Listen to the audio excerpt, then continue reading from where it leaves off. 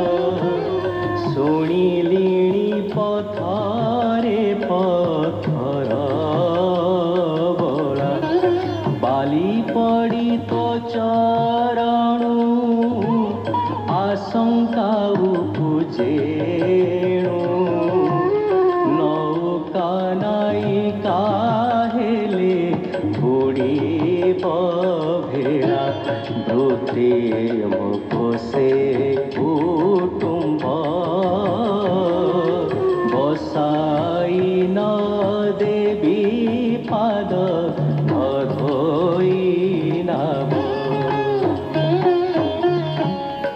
ବଢ଼ାଇ ଦେଲେ ପୟର ଭାବଗ୍ରାହୀର କୁବୀର ପୟରେ ଖ୍ୟାଳିତ କରି ବସନେ ପୋଛି ବ୍ରହ୍ମାରେ ଧୌତ ଯେ ପଦ ନୋହିଛି ଶିବ ବିଷାଦ ନ ପାଇ ଚରଣାମୃତ ପାନ କୁଇଛି ବିଜ୍ଞାନୀ কৈবর্ত হইলা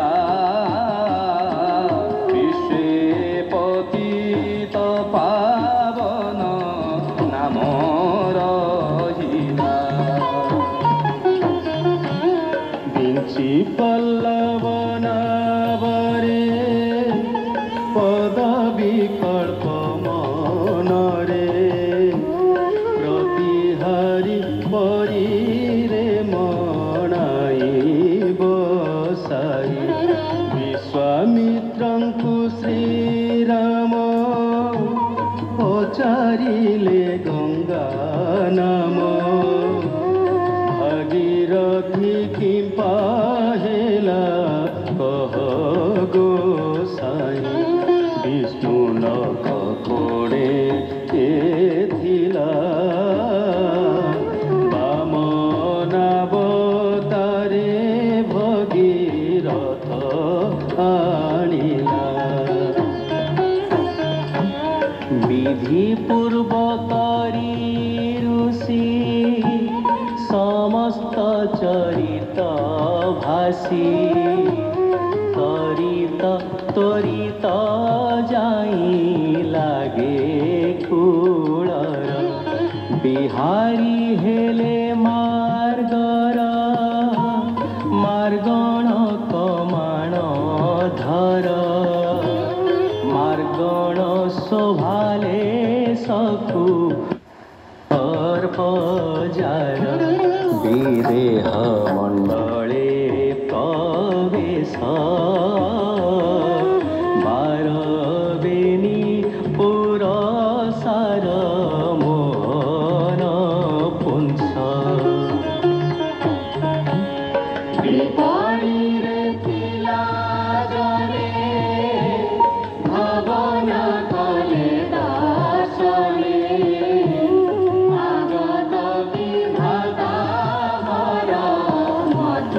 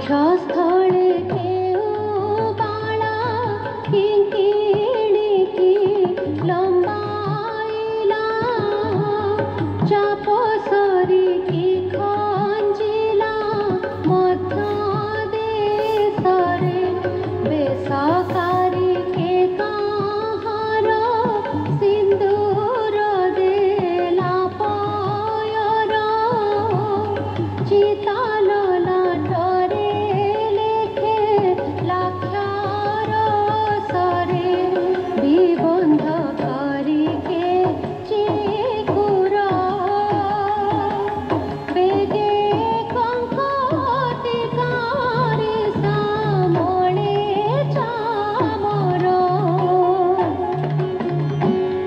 বসিথিলা পতি কোণ কে ঘেনি পতিত মেଳ গতি করি যুবা দেখা গতি সে করি বিপরীত কাহা সাই মাগো দেখিবা আসাই প্রীতি দুই পুংসে ভাসে পুষ্পে সঞ্চরি বলা খঞ্জুকে মানি ভাসি বল্লভে বুলাই কেবে নোহাই দোষী বয়সী